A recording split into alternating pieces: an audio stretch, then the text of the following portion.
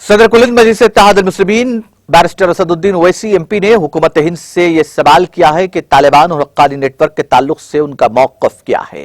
क्या वो तालिबान और हक्कानी नेटवर्क को दहशतगर्द मानते हैं या नहीं। इस ज़िमन में एक प्रेस कॉन्फ्रेंस से खिताब करते हुए सदर मजलिस ने मरकजी हुकूमत से बाज चुभते हुए सवालात किए।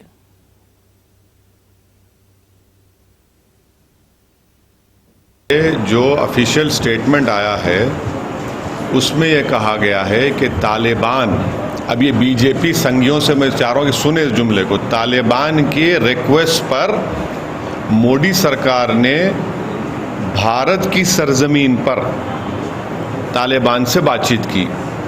अब हम ये पूछना चाह रहे हैं मोदी सरकार से कि उनको क्या आपने कबाब खिलाया या उनको आपने दूध पिलाया या बगैर दूध की चाय पिलाई।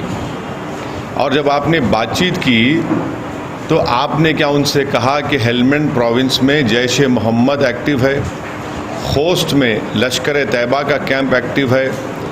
क्या भारत सरकार ने तालिबान के उस रिप्रेजेंटेटिव से ये खुलकर कहा कि हमारे जो माइनिंग राइट्स हैं एक मुकाम पर, क्या हमने उस माइनिंग राइट्स को आजीगोट में उसको बरकरार रखेंगे। और सबसे अहम बात यह है कि भारत सरकार यूएन सैंक्शन कमेटी का चेयरमैन है, तो क्या वो तालिबान और हक्कानी नेटवर्क के वो टेररिस्ट को डिलिस्ट करेंगे।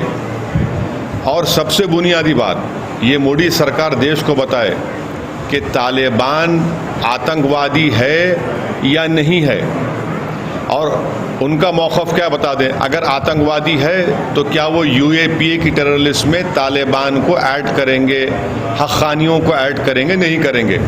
क्योंकि आए दिन एक मुसलमान अगर तरकारी बेचता है तालिबानी है, कोई इनसे अपोज करता है पॉलिटिकली, चाहे मुसलमान हो ना हो, ये तालिबानी सोच का है। ये बीजेपी के लोग आपके चैनलों पर बैठकर बोलते हैं।